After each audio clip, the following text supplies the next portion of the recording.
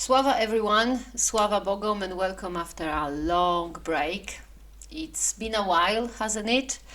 I know some of you were worried and got in touch to check on me, and I thank you so much for that.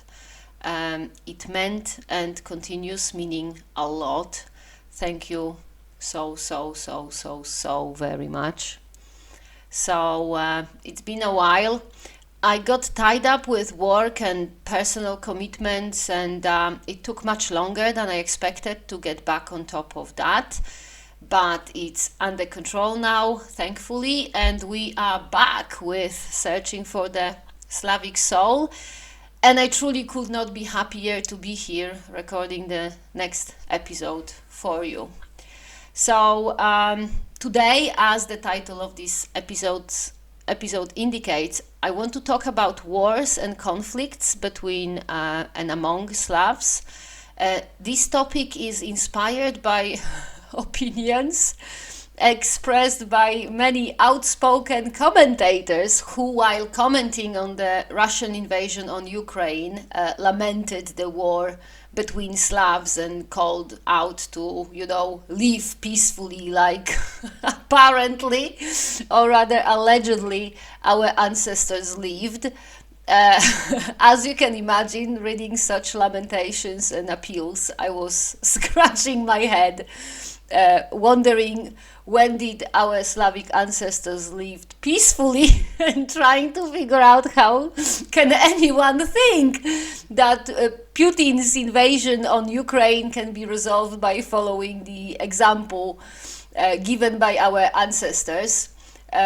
Obviously, they didn't. Our ancestors didn't live peacefully, and their example cannot really be used to fix the modern problems. But, obviously to me, a person who knows history and Slavic culture, but apparently many modern Rodnovers or Slavophiles don't know that, which is kind of sad. But hey ho, this is what this podcast is for, to show Slavic culture and history and as it is, and not as people who don't have a clue think it should be. So here we are today discussing Slavic wars, and they were many. So if any of these sounds even remotely interesting, keep listening.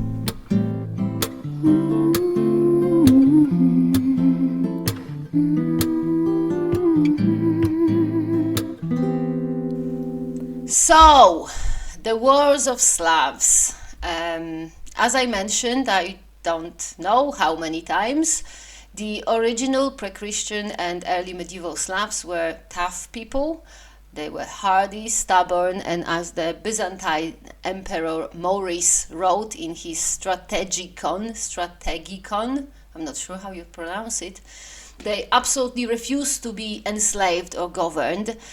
And how do you refuse to be enslaved or governed? Well, you fight. So our early medieval ancestors fought. They fought so much and with so many enemies that they kind of became legendary warriors in the early medieval times. They were so legendary, in fact, that defeating them in a battle or a war was considered almost impossible. And if one, for example, a king of Ostrogoths, and Ostrogoths were Germanic people who lived in the time of Roman Empire, the original Roman Empire that existed in the antiquity, not the Holy Roman Empire, which came to be much later in the early medieval times. So anyway, Ostrogoths were Germanic people living in the area of Balkans. They were one of the branches of Goths, the original Goths, not the modern sad and depressed Goths. The original ancient Goths, which were Visigoths and Ostrogoths, they were absolutely not depressed or sad. Quite the opposite. They seem to have plenty of energy and, will to live and fight.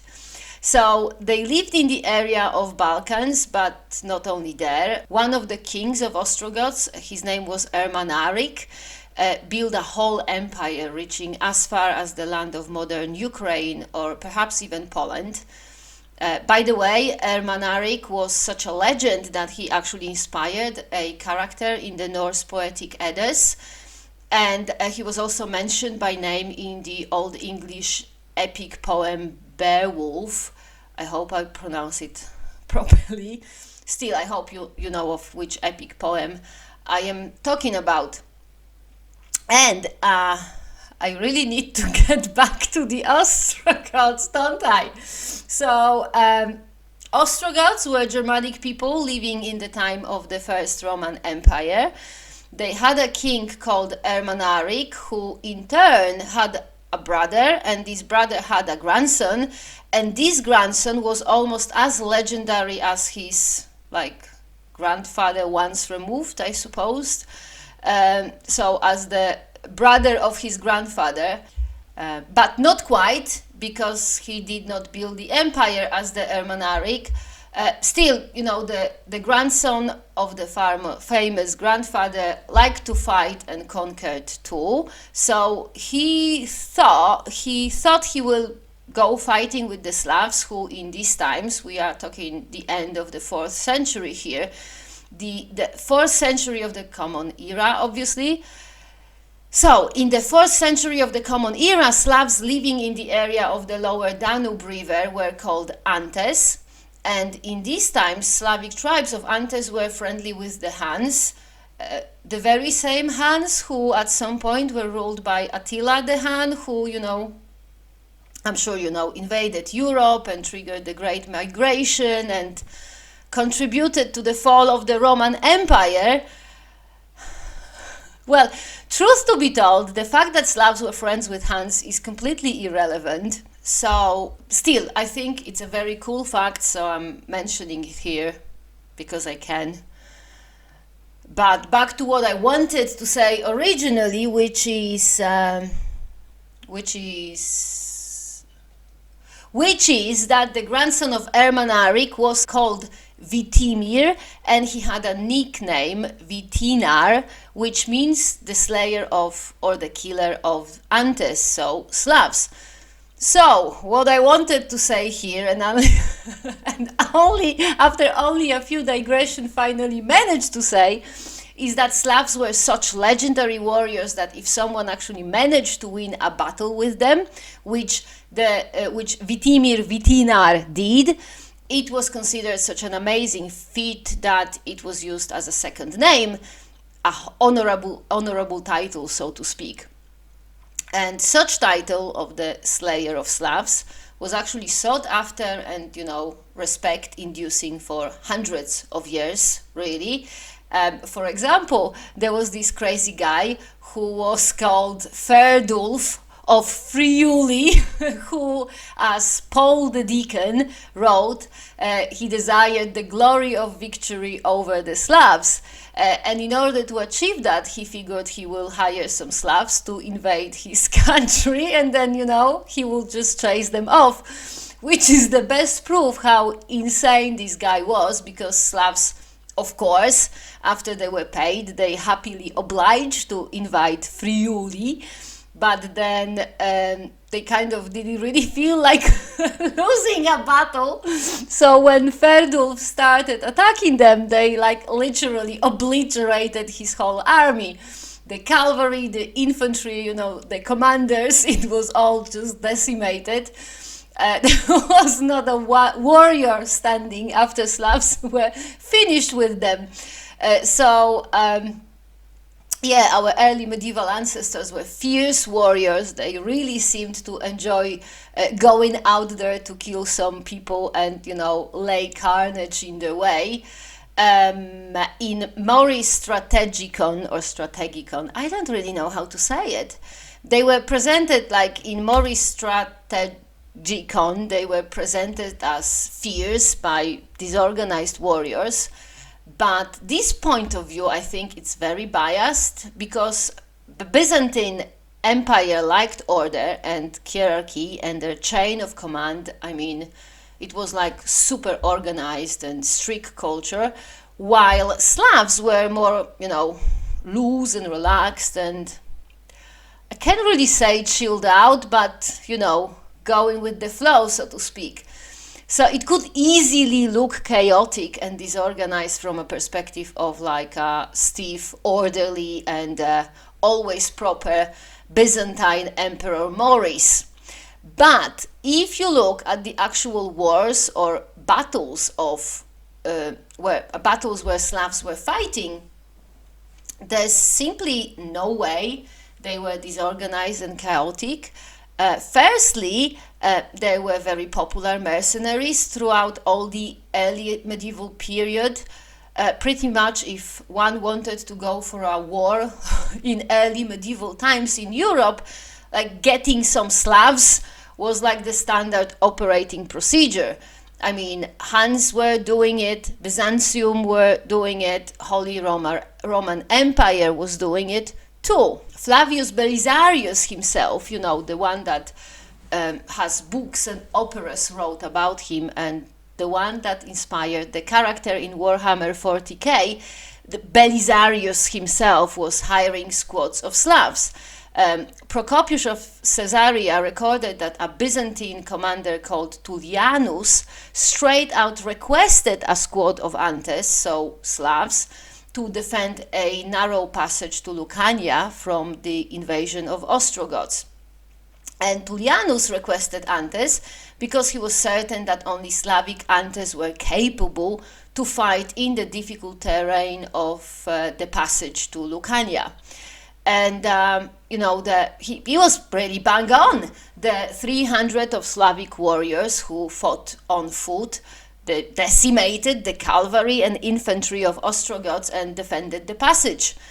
On another occasion, or rather occasions, as this was going on for months, perhaps even a whole year, the chronicles called it hordes of barbaric Slavs ran havoc and pillaged and plundered the Byzantine province of Thrace and Illyria. It's worth noting that these provinces were not some sort of outliers of Byzantium. They were established parts of the empire with garrisons manned with well-trained elite imperial soldiers. But as history teaches us, these superbly trained and well-organized soldiers did not stand a chance against 3,000 Slavs who one day in the spring of 549 were bored and decided to cross the Danube River and then have some fun. I mean, I am a bit colorizing here because the 3,000 Slavs were gathered by a prince of East Germanic tribe of Gepids. This prince was called Hildiges, and he gathered the Slavic army to reclaim the throne of Gepids.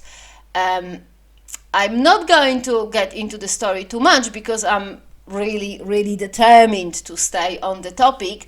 So I'm just going to mention here that Hildiges, I don't know how to say it, the prince of Gepids, ended up assassinated before he could actually use the army of Slavs. So, the Slavs, and we are talking here about Slavic tribes called Sklaveni, not Antes anymore, but Sklaveni. So Sklaveni warriors were promised a fight, and that didn't happen. So they, took initiative, and off they went to pillage Thrace and Illyria. And they ran rampant over there. They destroyed every single elite garrison they came across. They pulverized the Byzantine forces, left the whole province undefended, and the few survivors of battles with Slav, the elite Byzantine soldiers, they just ran for their life, warning everyone on the way that, the end is near.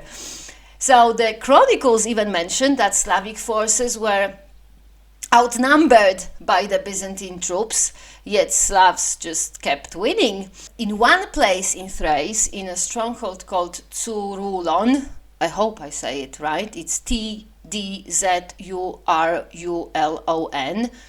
Tsurulon, which, according to Procopius, had numerous and elite force of cavalry stationed there for a long time. So Slavs not only defeated the elite cavalry, not only captured the stronghold, but they also literally wiped the place of the face of the planet, like literally. After Slavs were done with this place, there was no trace left of it other than the mention in the Chronicle of Procopius. Oh, and by the way, the commander of the Tsurulon, I really cannot say it, of this place, of this garrison, the name of this commander was Asbadon. He was skinned alive, and then Slavs threw him into a burning campfire. Because contrary to what you might have read on the internet, Slavs were really not peaceful, loving, or kind. Neither they are still. They could and did not mind being cruel if such need or fancy arose. During the raids, the one that I'm just describing now, they not only killed the Byzantine military, but also murdered all the civilians, regardless of their age and gender. They impaled people, like Vlad Palovnik, aka Count Dracula, some 900 years later, did in Transylvania. So they impaled people, they tied people up and beat them to death. They burned them alive. In Toperos, Slavs murdered 25,000 men, and that was actually very kind of them, because they saved women and children and enslaved them. And the whole murdering and enslaving, all that happened, of course, after defeating well-equipped, well-trained, elite Byzantine forces. So, what I am saying here in a very convoluted and full of side notes manner is that there's just no way, Slavs might have looked barbarian and rude and crude and, chaotic and peasant-like, but they were organized enough to put together and keep together for several months a military force capable to take on and destroy a superior and, on top of it, outnumbering them Byzantine army. Seeing what Slavs achieved in early medieval times, it just makes no sense. All the statements that our ancestors were unruly to the point of not being able to become a part of an army and follow a battle plan. And you see it in the chronicles. Slavs were standing to battles left, right, and center, really. They were taking part in these battles. They were able to communicate with other warriors and commanders, regardless of this warrior and the warriors and commanders' language, ethnicity, or culture. They were able to cooperate, to follow a plan of a battle, to come up with a plan of a battle, to communicate over long distances, stay on top of logistics, and, execute big operations. And where they figure out how to do all these things? When they were fighting each other. Because contrary to what some silly movies or novels might tell you, you simply cannot learn how to fight overnight or over the summer holiday. It's just not possible. Fighting at a level that allows you to stand up to another skilled fighter and survive is the type of skill that you can only acquire but by practicing it day by day for years. And in order to do that, you need to live among people who allow you to do that, who let you have time for practice, who are able to support you and care for you when you get an injury, which is something that you get if you're learning how to fight, and who, last but not least, know how to fight, so you have someone to learn from. And the funny thing nowadays is that our culture, the Western culture, does not have a culture of fighting.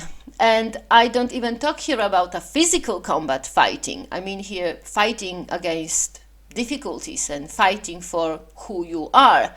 what you think and what you believe in. We are told that in order to achieve something, one has got to have talent, which is totally not true. I don't know if you know, my daughter likes to draw a lot. She's been drawing pretty much daily since she was 7 years old or so. She spent hours trying to get one line right or following tutorials on how to draw this or that. Now she's 17, she draws and then she puts her drawings on Instagram, and people comment like, "Oh, it's so amazing, you're so talented." That's it. In their mind is not the 10 years of practice, but it's the talent that did it. No effort required. Same goes for anything else, really. If you fail at something or things don't go as you want it, people tell you, and most probably you think it too. "Oh well, no biggie, it wasn't meant to be." Like, some fate or destiny does things with zero input from yourself. But the truth is that talent, fate, or good luck are not enough. Never. If you want to be someone or achieve something, you have got to bloody fight for it. You've got to struggle, get injured, fight people to help you get better, and when you recover, you've got to start fighting all over again. And it never stops, nor should it, really. It's healthy to fight. It's good for you to want something so much that you want to get up from your ass and just, start fighting for it.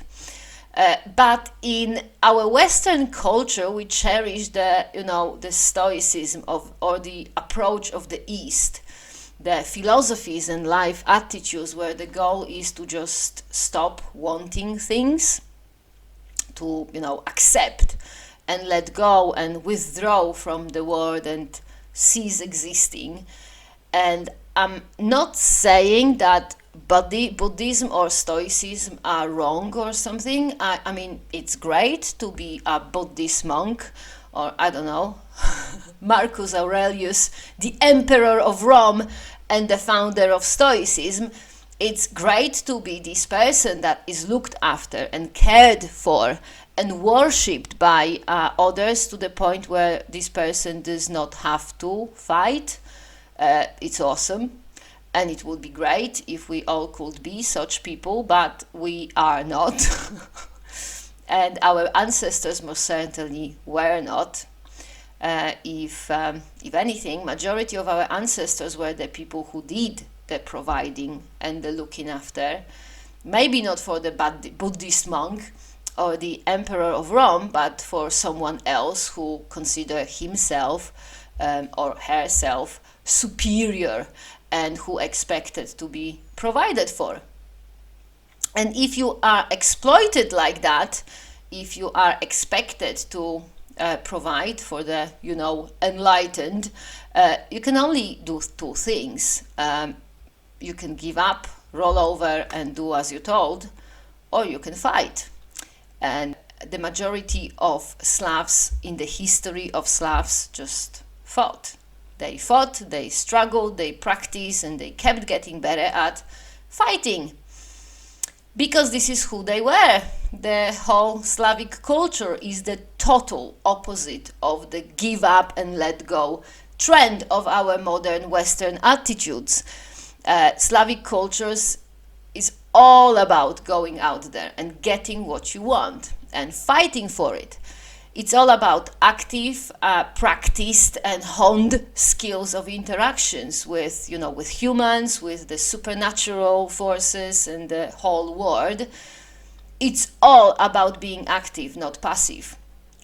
All about going out there and getting what you want. And who you get it from, it's kind of secondary. You might get it from Byzantium, from Hans, Avars, Germans, Holy Roman Empire, or from your Slavic neighbor, and that it's fine. This is why the history of Slavs is full of wars and fighting, also with each other. So, all the BS you might have read or heard from these pseudo-Slavic pagans about, that Slavs should not kill each other and should not spill brotherly blood, that's all total nonsense. That's being said or written by people who don't have a clue. The fact that Russia invaded Ukraine is nothing surprising or unusual in the context of Slavic history or culture. This shit has been going down for centuries, Antes fought with Sklaveni, Drevlanie fought with Polanie, Kievan Rus fought with all their Slavic neighbors. All the tribes of Polabian Slavs were at war with each other at this time or another.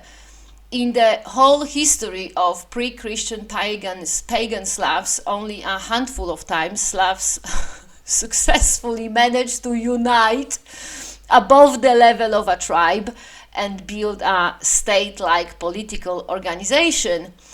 In the 7th century, there was Karantania and Samos state. In the 9th century, there was Great Moravia, but it was pagan only for a very short period of time. It got Christianized very quickly, so I'm not actually sure if it counts.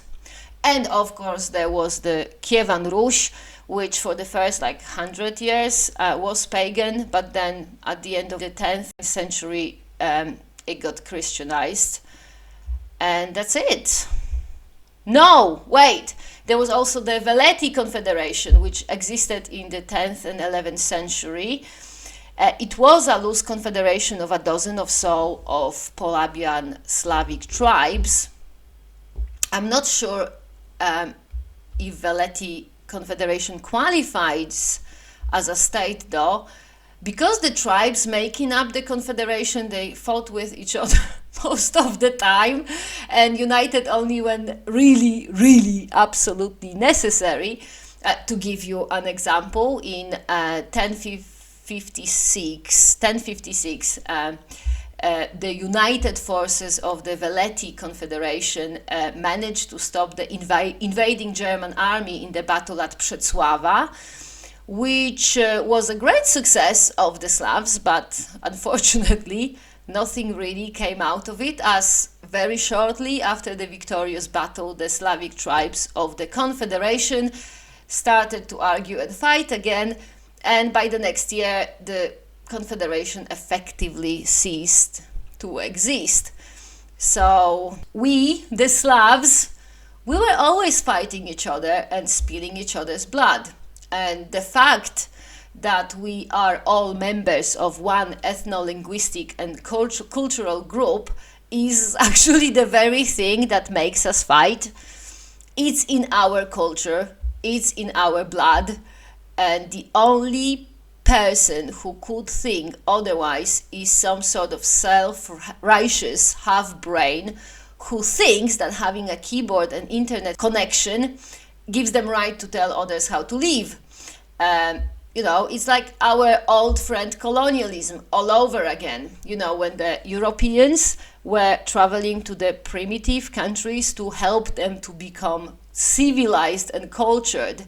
And in their blindness, these Europeans could not even tell apart the Piscataway and the Nakhon-Chang people, let alone understand the nuances of their culture. It was all the same for them, for these Europeans, like Slavs are all the same for these damn Westerners who think they are so important that they can tell the Slavs how to be Slavs.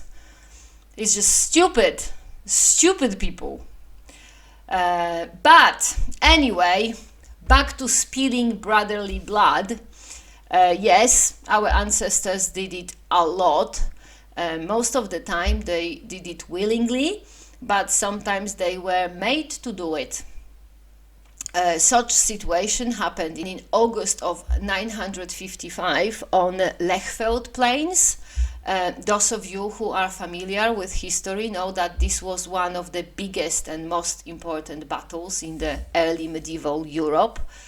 You also know it was a battle between Hungarians and the forces of a German king, Otto I, who, by the way, later became the Holy Roman Emperor. What you might not know, however, is that Slavs were fighting in this battle too, on both sides.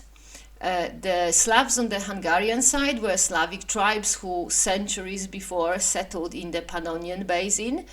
The land of these Slavic tribes was conquered by the Hungarians in the 9th and 10th century, and then the Pannonian Slavs were incorporated into the Hungarian army, also to stand up on the Lechfeld plains. These Slavs were made to fight by literally whipping them into submission. The chronicles who documented the siege of Augsburg, which was the interlude to the actual battle on the Lechfeld plains, they documented that Hungarian cavalry forced Slavic infantry to attack by hitting the Slavs with whips. The Slavs on the German side were Polabian Slavs, specifically Sorbs, who were incorporated into the German war machine after the fall of the West Slavic state of Great Moravia.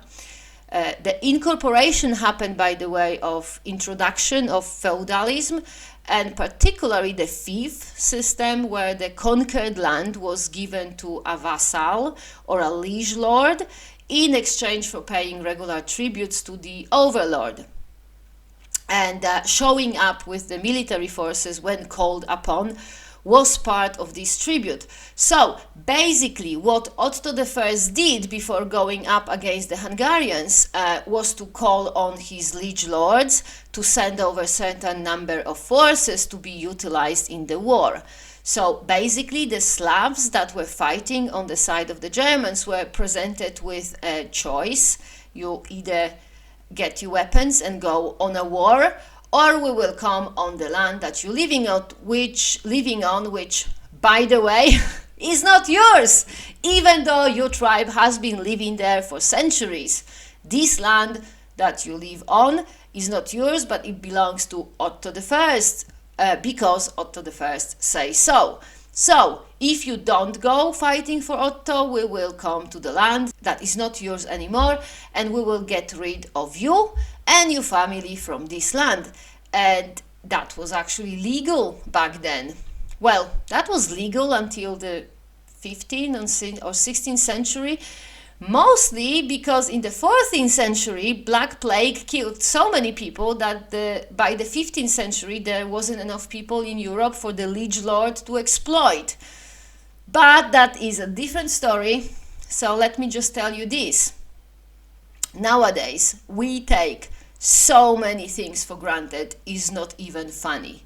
I mean, the protection of human rights and the international rights and the whole doctrine of the legal state, known also as the rule of law, all of this gives us, the regular people, so many protections, so much safety. It would have been unimaginable in the times of our ancestors. There is a very good reason why the modern Western culture is all about acceptance and withdrawal and giving in or giving up. We are so well protected by the system created by previous generations that we don't even know what it means to have a hard life. No one comes to take our land, or to kill us, or to enslave us. No one skins us alive or uses whips to drive us to battle. We've got no one to fear. We have no uncertain future to prepare for. So it's no wonder we don't really want to interact with the world, because it's all boring. So we look for inspiration in some far land like Japan or Tibet, and we tell ourselves that these cultures are so amazingly deep that they for sure will cure us from our boredom, or at least help us to stop experiencing it. And in our lack of knowledge and understanding, we totally fail to see that a lot of people, innocent and hardworking people, a lot of people had to be enslaved and put to work in order for samurais and Buddhist monks to exist. We also fail to see that what we have, the peace, the stability, the safety, It was won and built for us by generation of people who truly suffered to build a better world for their children. And this is when we get to the point where these social media calls for peace really start to look stupid and shallow.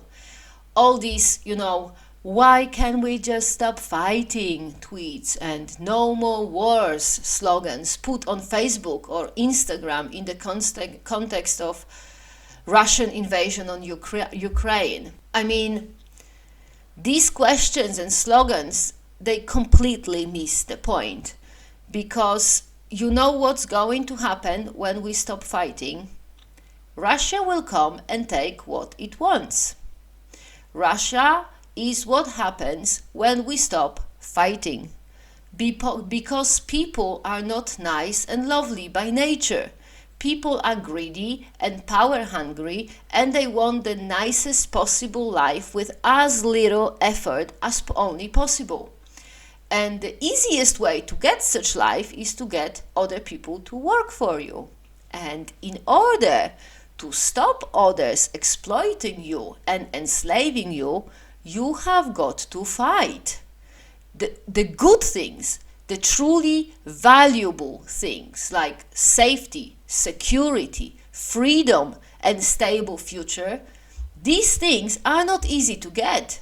You don't get them by meditating or praying. In order to get them, you have got to get up and fight for it. There's no other way. And this is why Ukraine is fighting.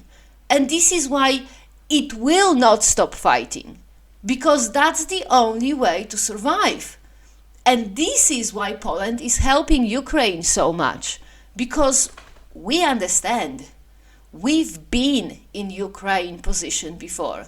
We were invaded countless of times, and we know, because children in Polish schools are still taught history, we know that the only way to survive is to make sure your children are safe and then go fighting. And by the way, Russia will also not stop fighting either. It will not stop expanding and invading other countries, because the people who rule Russia, they simply don't know and don't want to know that there is another way. As far as the political system goes, Russia has not moved very far since the medieval times. I mean, there's never been democracy in Russia. There might have been elections, and there might have been some parliamentary bodies like Duma resembling a democratic representation, but it's all make-believe. The only Russian head of state that has ever been democratically elected was Boris Yeltsin, and there was some doubts about how fair his election was. Other than that, it's all made-up democracy. People of Russia don't get any say in how they want to live and who they want to be ruled by. They like these Slavs fighting on Lechfeld plains. They don't have any choice. They have to fight for whatever the boss Putin will tell them to fight. And this is heartbreaking. This whole thing is just heartbreaking.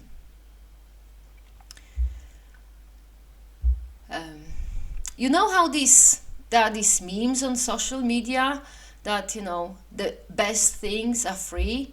Like there is this pretty sunrise in the background. This person is holding a mug of coffee, and the caption says, "The best things in life are for free."